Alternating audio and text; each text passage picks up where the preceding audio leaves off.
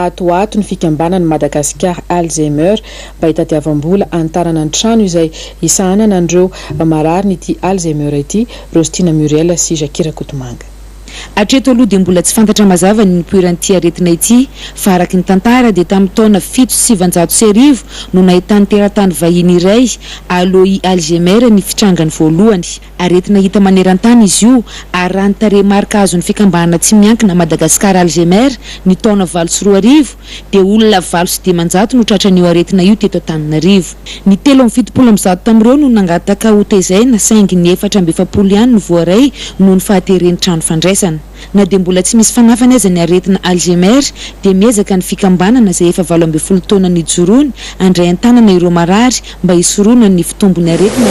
Izy aloha dia manomboka ny fanadinona ohatsika jeritreto rehefa misy fanadinona dia voasy regny fa izy efa tena miombo mihitsy ary mandeha tsikelikely mihitsy le aretina izy efa ny taona any izy efa manome taonafy eo dia raha resaka hoe fanadinona dia ny andavanandro io dia efa be ny tsy aotsony ohatra lora raha ohatra fa ny fotoana amin'olo izy.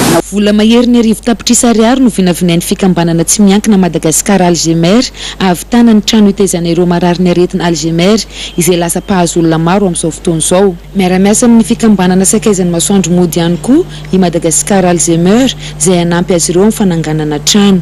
Hanao varotra fampiratiana sy fampisehoana ao amin'ny Hôtel du Louvre Antananarivo izy ireo ny 20 ka hatramin'ny voalohan'ny volana Oktobra ho avy izao ary mangataka ny hanoanana azy. Faravarana misokatra iresahana ny fitsaboana amin'ny alalan'ny telemedicine izay no nampahafantariny Simana ny Centre Aide Inde Madagasikara ny maraina teo. Rostina Muriel ihany mbola mitatitra ny andinindiny. Nampahafantariny Sima na ny Cercle Inde Madagasikara ireo asa sahaniny sy fanampiana Madagasikara toy ny eo amin'ny sehitry ny ara-kolotsaina, ny fanabeazana, ny toe-karena ary ny fahasalamana ka ity farany tena nasongadiny amin'ny alalan'ny fiaraha-miasany amin'ny IMM na ny Institut Médical de Madagascar. Efa tamin'ny volana Aprily 14 no nisihany atao hoe telemedicine teto amin'ny IMM. Telemedicine izay fomba fitsaboana amin'ny alalan'ny fifandraisan-davitra ka io indrindra no nivelabelarina nandritra izao varavarana misokatra ny karakarain'ny Sima izao.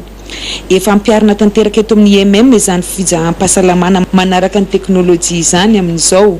Ny gouvernement indiana no nametraka azy io teto Madagasikara sy namatsy ireo fitaovana ilaina sy ampiasaina amin'izany. Toeram-pitsaboana 12 any Inde no mifandray mivantana amin'ireo mpitsabo eto amin'ny IMM amin'ny alalan'io telemedicine io.